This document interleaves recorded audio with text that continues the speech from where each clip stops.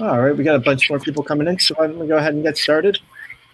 If you want, you can introduce yourself in the chat, and if you have any questions, feel free to put them in the Q&A tab under the session, and we'll get to them towards the end. And with that, I'll turn it over to Dory. Thank you, Sean. Welcome, everyone. This is Building a Mindset for Technical Leadership. And I've noticed recently that we've really lost focus on the human experience in the workplace. So today I want to discuss why it's important to consider the human side of the workplace and how you can bring compassion and well-being to the office through mindful leadership. So throughout this session, I encourage you to use the chat to share your own experiences and put aside anything else that you're doing and really bring your focus into what we're discussing. So recent studies have shown that since the start of the pandemic, we're working much longer days and holding more meetings and sending more emails and working after hours. And VPN data has shown that people are putting in at least 3 additional hours per day in the US and working at very odd hours. And this is mostly due to what we all see is blurred schedules and boundaries between our home life and our work life.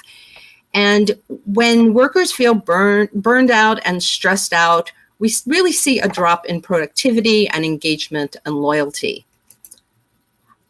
Other studies like this one done from Stanford shows that stress is resulting in 120,000 deaths per year in the US. And this is comparable to heart disease and accidents. Those are our 4th and 5th largest causes of death in the country. And overall stress is increasing the nation's healthcare costs by 5 to 8%. So with the World Health Organization recently making burnout an official syndrome in the workplace, we need to look for ways to rethink how we work together. And our thinking can't just all be about costs and profits. We need to start to focus on human well-being. So my name is Dory, and I have had 4 long decades in tech. And in that time, I have experienced burnout and anxiety and panic. And I finally searched for a way to better navigate life and reduce my stress and become a better manager. But in doing so, I have transitioned from my work designing Drupal websites to teaching and facilitating mindfulness. So I work with both individuals and organizations.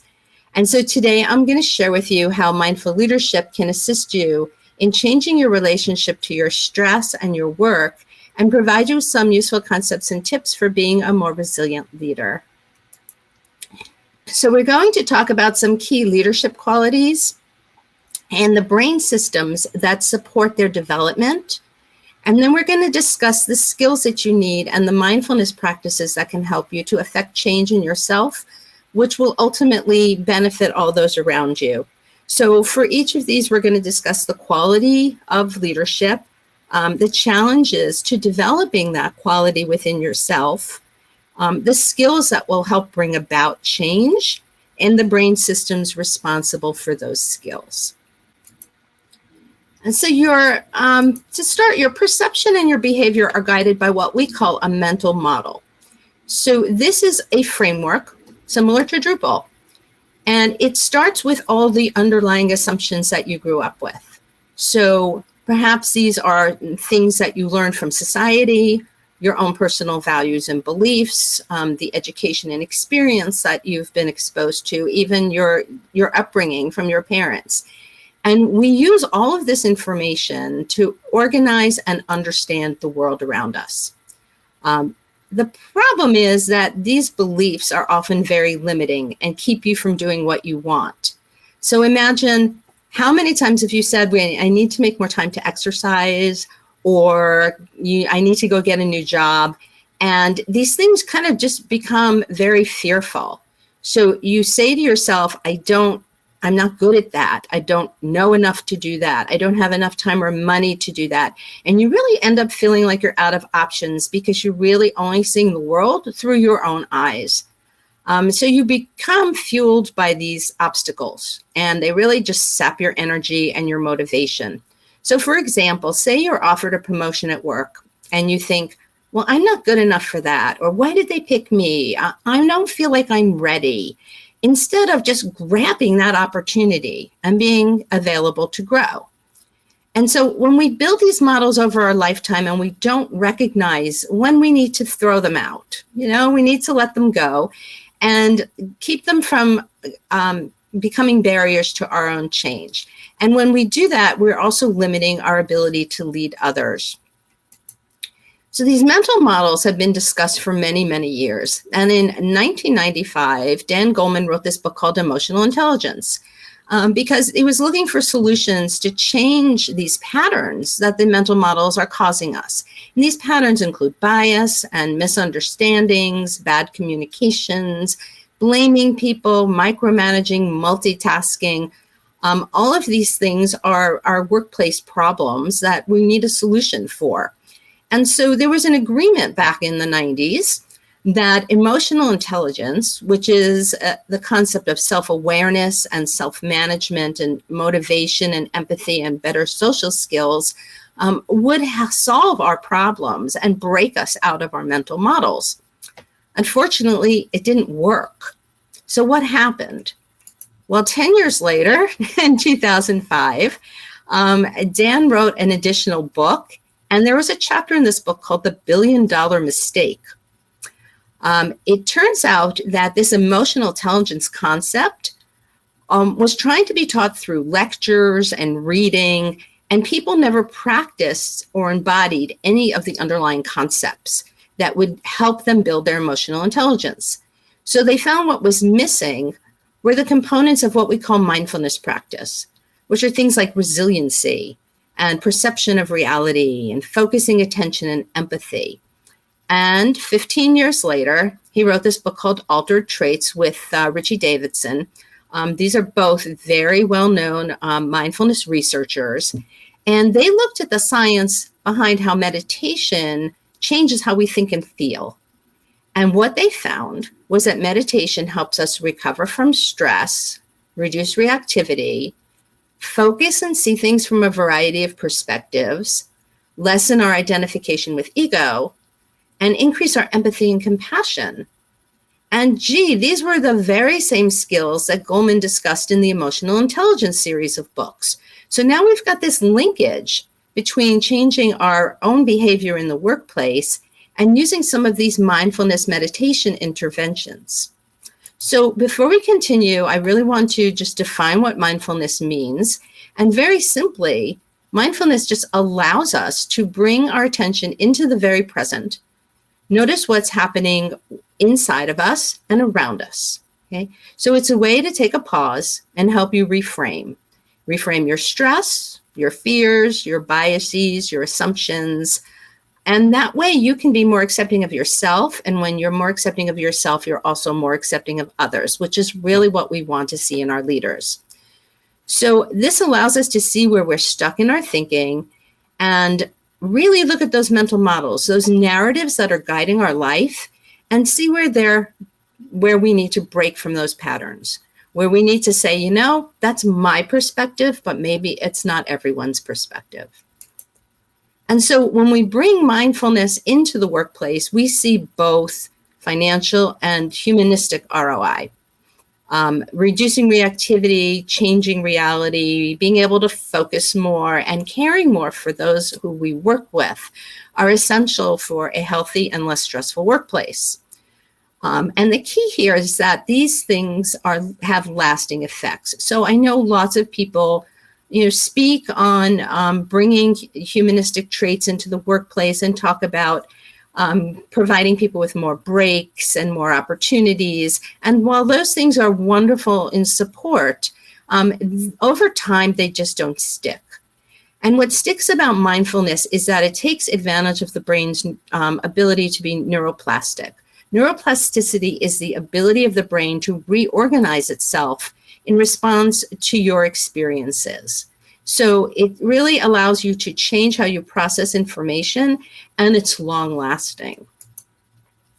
So when we start to bring mindfulness into the workplace, it's really tempting to start with individuals. Hey, let's have meditation sessions once a day.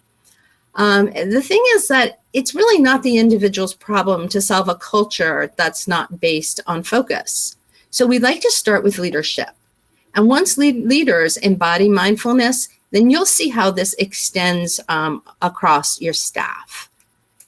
And to begin with, we want to talk about 4 qualities that help a great leader get through troubled times. And these qualities are, first of all, vision.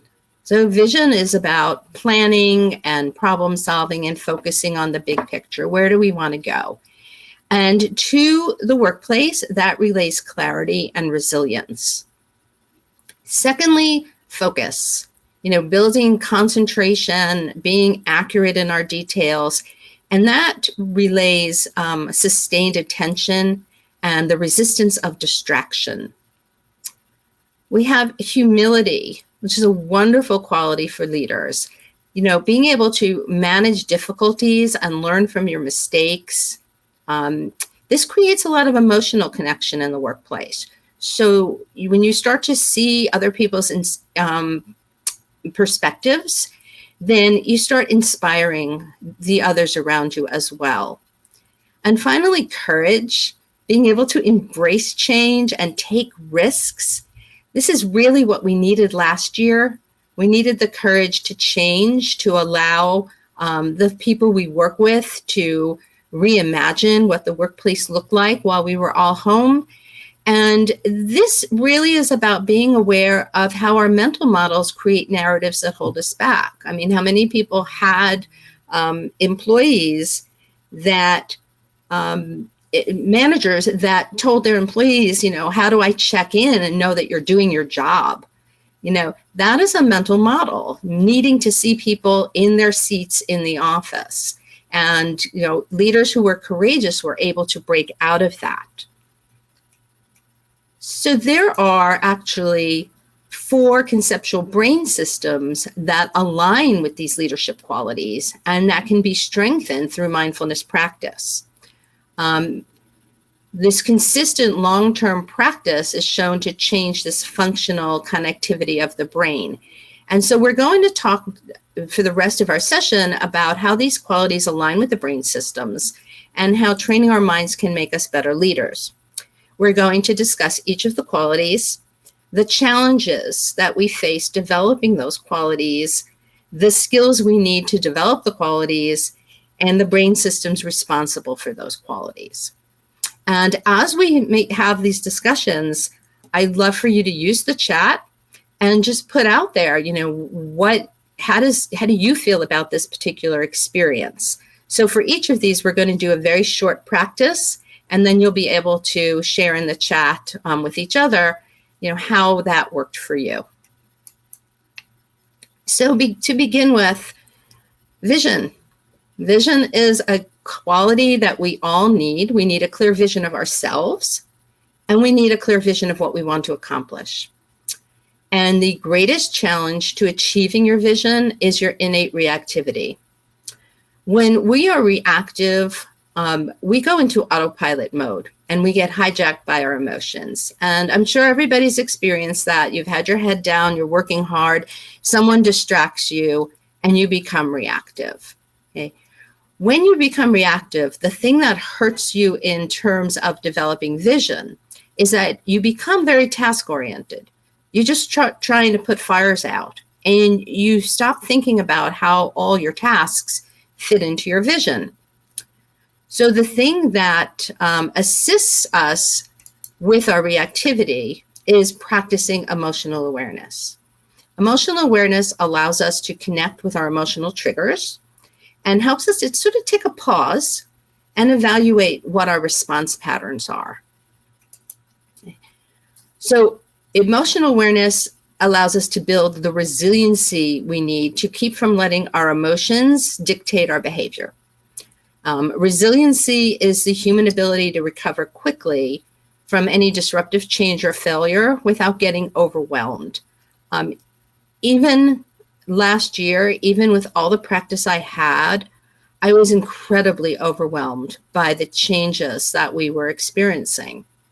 But our study has recently shown that when leaders demonstrate patience, the creativity of their teams increased 16%, and the productivity of their teams increased 13%.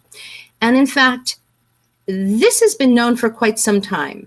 Back in the 1970s, a researcher named Suzanne Kobasa studied leaders at IBM, and she found these 3 traits in all leaders that help them succeed. And the first one was resiliency. Resilient leaders perceive difficulties as challenges instead of threats. So when a challenge arises in the organization, you try to find new angles and ideas for solving it. Secondly, resilient leaders focused their attention on what was within their control and accepted what was not. And this leads us to being more flexible and adaptive. And finally, resilient leaders are very committed, engaged, and connected to their work.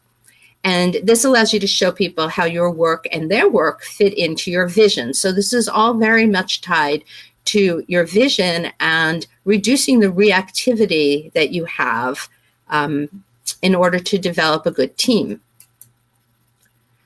So the brain system that this is associated with is actually called the resilience system. And it enables us to move from a feeling of stress and overwhelm and not get hijacked by our emotions. And the practice that we're going to do right now is called box breathing. Box breathing can help you train your brain for resilience in times of very high alert.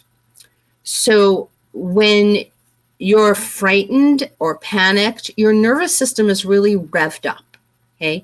You end up not thinking straight. And that is your cue to use box breathing, to come back to a place where you feel safe and you can realign yourself with your vision. Additionally, if your nervous system is shut down and numbed out and you're not taking any action at all, you're also not being resilient. So box breathing can reactivate your brain again, and you can begin to re-engage with what's happening and decide what to do about it with a clear mind. Box breathing is actually used by the Navy SEALs when they go off on their missions. So it really allows us to calm and regulate the nervous system. So we're going to practice this together now. And I'm going to ask for you to come into a comfortable seat, placing your feet on the floor and keeping your spine straight, yet comfortable and relaxed, so that you have a feeling of strength within you. And just as a reminder, you are welcome to stop this practice at any time that you like. And if you get dizzy or you'd like to stop, just sit for a minute and resume your normal breathing. So what we're going to do is first take what we call 2 cleansing breaths. A cleansing breath is simply breathing in easy, your normal breath, and breathing out slower than you're breathing in. This starts to calm your nervous system. So together, an easy breath in and a longer breath out. And once more, an easy breath in and a longer breath out. And now we're going to try 4 rounds of box breathing. I'm going to lead you through the first 2 rounds and then lead you to find your own pace in the second 2 rounds. So we're going to breathe in for 4 counts. We're going to pause for 4 counts. We're going to breathe out for 4 counts. And then we're going to pause for 4 counts. Simple? Okay. Breathing in, 2, 3, 4. Pause, 2, 3, 4. Breathe out, 2, 3, 4. And pause, 2, 3, 4. Breathe in, 2, 3, 4. Pause, 2, 3, 4. Breathe out, 2, 3, 4. Pause, 2, 3, 4. Breathe in, following your own pattern and time. Remember to take the pause and breathe out and pause. Once more, breathe in, pause, breathe out, and pause. Now resume your regular breathing and take notice of how your body feels. And if you'd like, use the chat to share with everyone so that we could all get a sense of, what we've learned and noticed from this practice. Has it helped to calm your nervous system, to sort of bring you back online and bring you more focus and resiliency? So the next quality we're going to deal with is actually focus. Our ability to focus is obviously essential for getting things done and getting them done right. But our minds experience constant chatter, constant wandering. We go, why did I say that? We're looking into the past all the time. Why did I say that? Why did I do that? We look into the future. What if I don't make the right decision? What if somebody thinks it's a bad question to ask? Always having that worry between past and future. And then when we multitask, we add to this stress because honestly, there is no way for the brain to concentrate on two things at once. So a study from Harvard shows that our minds wander 47% of the time. And we can't stop that wandering, but we can learn to bring our focus back to the present moment and actually get stuff done and learn how to concentrate. Okay. So as leaders, you know that you have to focus on yourself, you have to focus on others, and you also have to focus on the wider ecosystem. And focus is really the key element of emotional intelligence. It provides direction. It allows you to be in touch with what's happening internally and externally.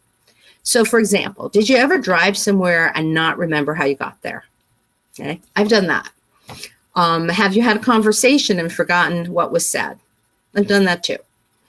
So successful leaders know how to focus on their attention and really direct it where it can bring about the greatest benefit. And when we strengthen our ability to focus, we come up with deeper concentration, longer attention spans, and increased accuracy in remembering details. So strengthening the attention system is what's going to help us improve concentration and help you decide where it's best to focus at any given moment. Okay? So when we talk about things like work-life balance, I don't believe that exists. There is really no way to balance what's going on in your life. But to have the discernment to know it's right now best for me to focus on work. It's right now best for me to focus on my kids. It's right now best for me to focus on myself. That is what the improving and strengthening the attention system will bring for you. Okay, so we're going to do a practice called awareness of breath meditation. So again, coming into a comfortable seat for you. Again, feet flat on the floor, the spine is tall. Maybe drop your shoulders and soften your belly. Notice if there's tension in your jaw, if your tongue is stuck up to the roof of your mouth. And if you like, you may close your eyes or lower your gaze. Take your eyes off the screen. And notice what is coming up for you in your mind. What thoughts are there? How does your body feel? What emotions are arising?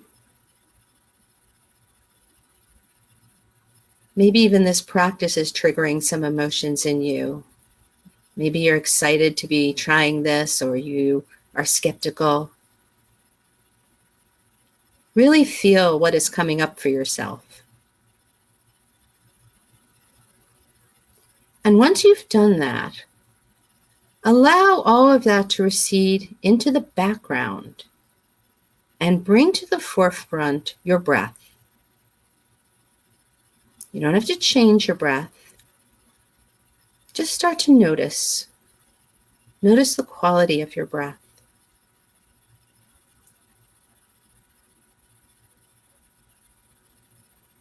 Maybe it's fast or slow. Maybe it's deep or shallow.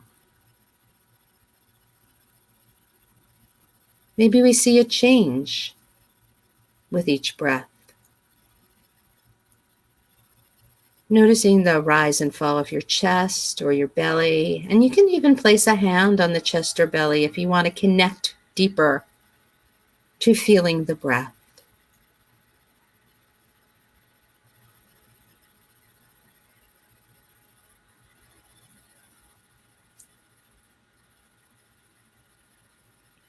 Now you may find that in trying to stay with your breath, your mind begins to wander off. There might be some thoughts that arise. There might be some body pain. There might be some emotions. As soon as you recognize that, acknowledge it. No judgment. Just acknowledge it and return your attention to your breath. Remember that the mind is designed to wander. So there's nothing wrong with it wandering. We're not looking to clear the mind. We're simply looking to bring the mind back to a focus point of the breath.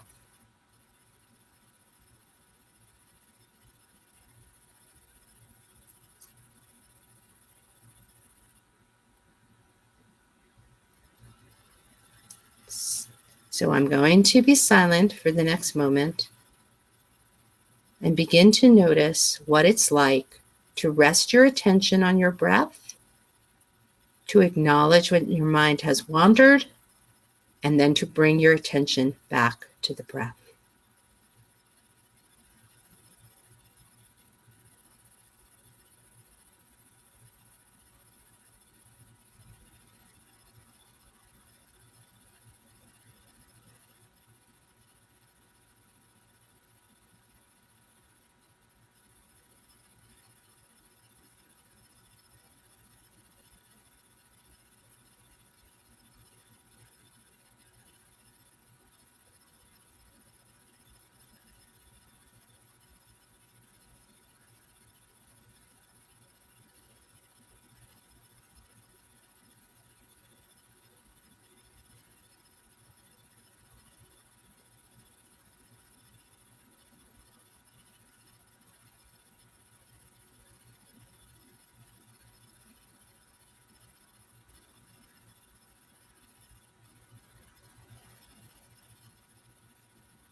And when you're ready, very slowly expand your attention back to your thoughts, to your body, to your emotions, and to the space around you. Maybe moving your head from side to side or wiggling your fingers and toes. And when you're ready, opening your eyes and transitioning back into our session. And if anyone would like to share that experience, please feel free to use the chat. What did you learn about your mind when you tried to bring focus to your breath?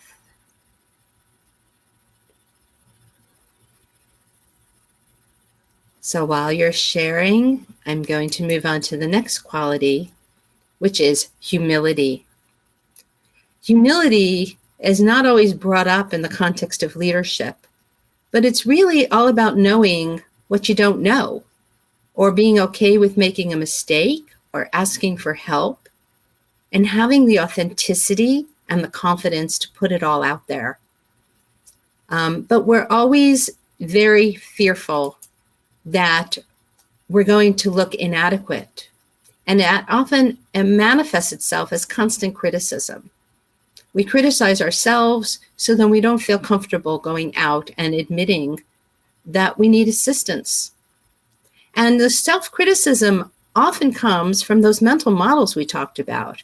Maybe a parent, a teacher, a coworker, an offhand remark from a friend. All these voices of our past kind of be baked into our identities. And good leaders know that we don't need this ego. We don't need the ego to be perfect. We don't need the ego to get the best of us. So research shows that practicing self-compassion and gratitude not only makes you a more resilient leader, but it also allows you to build empathy for other people. So while you're working on your own humility, you're also helping your teams. Now, empathy is a key element of emotional intelligence as well.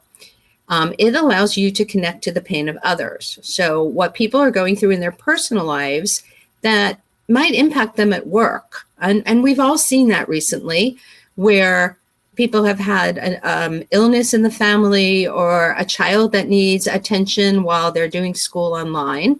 And an empathetic manager is going to understand that other people have their own perspectives on how their lives are working. And that makes you a more relatable and approachable manager and sets a really good example for a humanistic work environment. And it really builds morale and productivity and loyalty. So to activate the connection system in the brain, this place where we are able to learn about that other people have perspectives that might not be the same as our own, we work to cultivate compassion. So I'm going to ask you to bring to mind a good friend. Imagine a good friend coming in the door right now. Maybe this could also be somebody who's a role model in your life. Somebody who has just shown you unconditional loving, generous to you, has been wise. It might even be a family pet because they're so good at giving unconditional love, right? And so think about the loving qualities and the kindness that this person or pet bring to you. And notice the feelings that come up, the feelings of warmth and connection and caring. Maybe you feel it in your heart, and you can put your hand here on your heart and notice that feeling of unconditional love. Not trying to force anything, but just noticing how people can impact us. And now let's bring that friend back into our minds and send out to them compassion and empathy. So I'm going to ask you to repeat these phrases silently to yourself. You're saying this to your friend. May you be happy. May you be healthy. May you be free from inner and outer harm. May you care for yourself joyfully.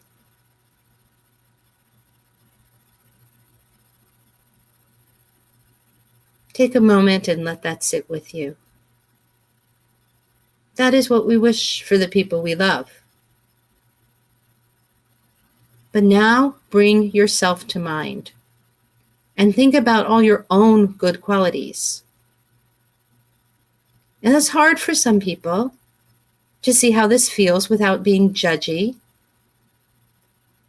But offer yourself the same loving kindness phrases. And use those feelings in your heart to anchor yourself, because you may notice some resistance or tightness. So just notice with curiosity how you feel. And repeat these phrases silently to yourself as I say them aloud. May I be happy. May I be healthy. May I be free from inner and outer harm.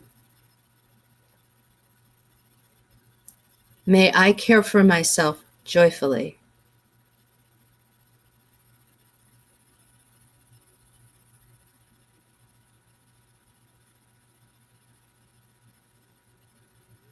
Notice how this feels. Can you accept this type of self-compassion? And if you'd like, please share in the chat your experience about this practice.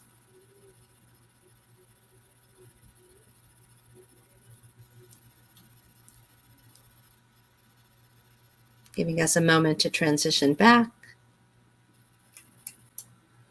And we're going to move on to the last quality that I would like to talk about today, which is courage. Good leaders are courageous, and yet we all fear change, right? We all are afraid to make big decisions, or even worse, we talk ourselves out of making big decisions.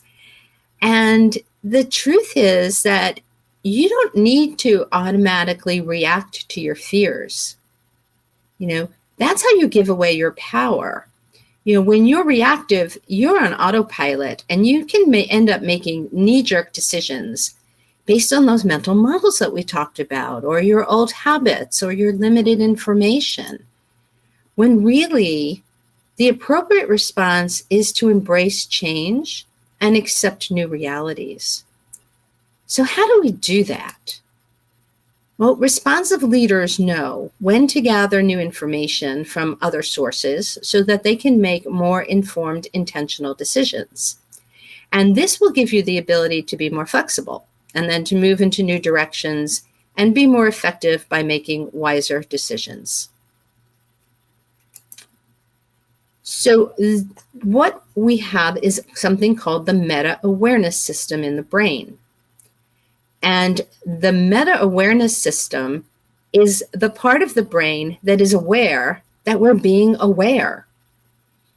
So to be able to activate this system, we use what we call the stop practice. And stop helps us to notice what's going on within and around us in times of crisis.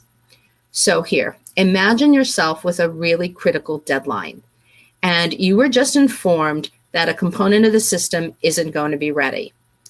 Everyone in this room can relate to that, right? So instead of allowing your emotions to hijack you when this happens, you start by slowing down, okay? And just disengage from the immediate fear. Okay? Maybe you'll take a few breaths now. That easy inhale and longer exhale that we talked about. Take a few breaths. That's the T in stop. Now the O stands for observe. Observe what's happening within and around you. This doesn't mean focus on the crisis. It literally means look at the books on your bookshelf. If the other person who just walked in the room with the bad information is standing there, look at them. Maybe somebody's wearing a yellow shirt. Look at their shirt.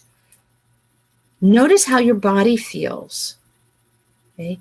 Start maybe with scanning your body from your feet up to your head. And what you might notice along the way is some areas of tension, maybe clammy hands, maybe your heart is racing, maybe your jaw got really tight. So now I've looked around me, I see my environment, I feel and observe what's happening within me by scanning my body, and maybe I even hear what's going on around me. Maybe outside there are cars passing or birds singing, maybe there's office noise or a printer running. Okay? So notice that I haven't buried myself in the crisis, I've literally removed myself from it. Okay. This allows me to guide my thoughts to become in tune with the moment. And the key is I need to provide an appropriate response that's aligned with the context of the situation. So I'm going to strengthen my meta-awareness system when I'm able to see and detach from my stories and my patterns. My knee-jerk reaction might have been to scream or get angry or argue with the person who brought me that bad news. But by being more responsive, you become less reactive and therefore less impulsive. And this strength allows you to free yourself from your mental models and really take the time to offer an appropriate response to the situation. And that's the proceeding, the P for proceed. So stop, take a breath, observe, and proceed. Okay? What we're always looking for is that appropriate response. So in summary, we discussed the 4 key leadership qualities and the associated conceptual brain systems that we can use to strengthen our skills and become better leaders. The resilience system builds emotional awareness and enables you to recover from distress and not get hijacked by your strong emotions. And we practiced box breathing. The attention system builds concentration and enables you to focus on a task while resisting distraction. And we practiced the awareness of breath. The connection system builds empathy and enables you to form emotional bonds, see other perspectives, and reduce your own bias. And we practice cultivating kindness and compassion. And the meta-awareness system builds responsiveness and awareness of how your mind weaves your experience into a narrative that constructs your mental model of the world. And we practice to stop. Okay? Just to stop and take a breath, observe yourself and your surroundings, and then proceed with wise discernment. So drop into the chat any questions or observations you have, and maybe even, can you commit to one of these practices for the next week? And what would that be? So I invite you to examine how these skills align with your experience as a leader. Mindful leadership allows you to bring new perspectives into the workplace and to listen deeply to everyone around you, to recognize when you need to pivot, and to cultivate trust on your teams. So this is your opportunity to decide, what is truly important. You can start by becoming more flexible, communicating with greater care, and becoming a role model who encourages others to embrace personal control and well-being. So I hope you'll consider starting your own journey into how mindfulness practice can help you to be a stronger leader. And if there are any questions, please pop them into the chat. Here is my contact information. I am a mindfulness-based stress reduction teacher, which is a flagship program that was founded by John Kabat-Zinn, if anyone is familiar with mindfulness. I teach programs to individuals, and I also create workplace mindfulness programs. So if anybody's interested in those, please feel free to contact me outside of this session. And if there are any questions, I'm happy to entertain them at this point. Thank you so much, Dory. That was a great session. I definitely feel a lot better. The end of a long week. That was a short week for this session. So yeah, if anybody has any questions, feel free to drop them in.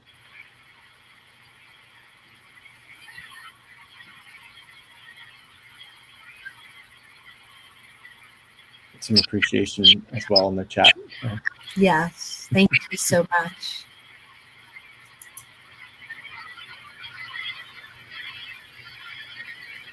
If we can sit for maybe one more moment, Sean. Sure.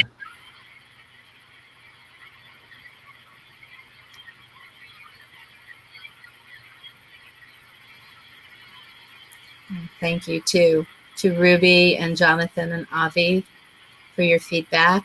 Much appreciated.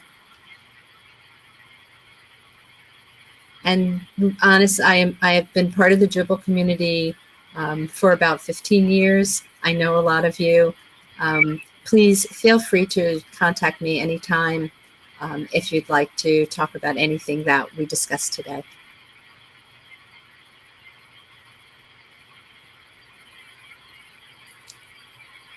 All right. Well, if there's no more questions, then I guess we will stop. No pun intended. Yes, thank you, David, for that signal, and thank you, Sean, for your All right. support today. I wish you all a really great conference, and have a wonderful day, everyone. Thank you. You too. And just throwing up the up next slide here for everyone.